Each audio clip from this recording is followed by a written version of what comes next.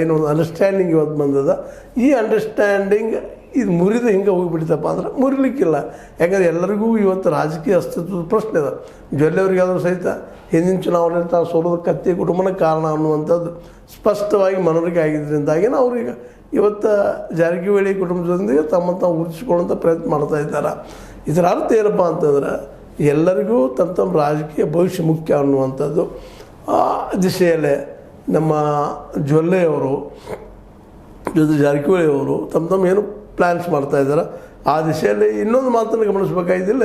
ವಿಶೇಷವಾಗಿ ಮೊನ್ನೆ ನಾವು ವಿಚಾರ ಮಾಡಿದಾಗ ನಮ್ಮ ಲಕ್ಷ್ಮೀಬಾಯಿ ಹೆಬ್ಬಾಳ್ಕರ್ ಅವರು ತಮ್ಮ ಮಗನ ಮುರಾನ್ ಅವರನ್ನು ಇಲ್ಲೇ ಈ ಒಂದು BDCC ಬ್ಯಾಂಕಿನ ಚುನಾವಣೆಯಲ್ಲಿ ತರೋ ಪ್ರಯತ್ನ ಮಾಡ್ತಾ ಇದ್ದಾರೆ ಅನ್ನುವಂಥದ್ದು ಮಾತು.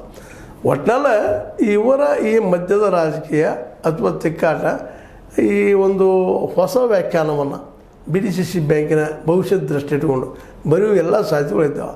ಹೀಗಾಗಿ ಇಲ್ಲೇ ಒಂದು ಮಾತನ್ನು ನಾವು ಇತ್ತೀಚೆಗೆ ಗಮನಿಸಬೇಕಾಗಿದೆ. ಇವತ್ತು ಜಾರಕಿಹೊಳಿ ಸಹೋದರರು ವಿಶೇಷವಾಗಿ ಒಂದಿಷ್ಟು, ಅದರಲ್ಲೂ ಸತೀಶ್ ಅವರಂತೆ ವಿಶೇಷವಾಗಿ ಒಂದಿಷ್ಟು ನಮ್ಮ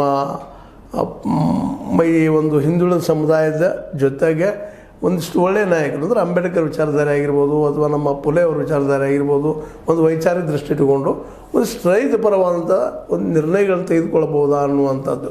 ಯಾಕಂದರೆ ಈಗಾಗಲೇ ಹಿಂದಿನ ಎಪಿಸೋಡಲ್ಲಿ ಚರ್ಚೆ ಮಾಡಿದ್ದದ. ಯಾಕಂದರೆ ಈ 3 ಜನ ಸಹೋದರರು ನಮ್ಮ ರೈತರಿಗೆ ಬೇಕಾದಂತಹ ಒಂದಿಷ್ಟು ಹೊಸ ಯೋಜನೆಗಳನ್ನ ಹಾಕೊಳ್ಳಿಕ್ಕೆ ಸಾಧ್ಯದನ ಅನ್ನುವಂಥ ಮಾತನ್ನು